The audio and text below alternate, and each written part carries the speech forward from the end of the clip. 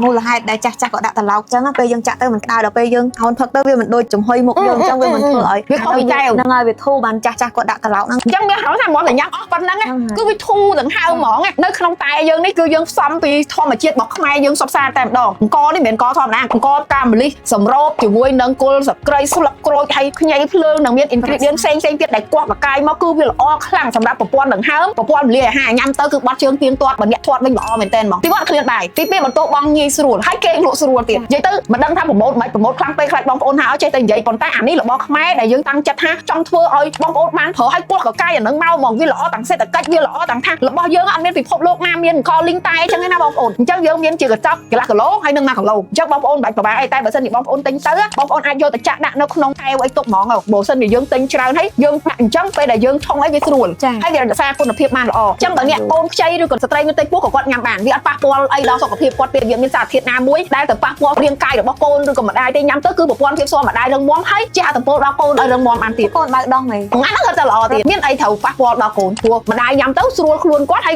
ingredient នឹងមានអីទៅប៉ះពាល់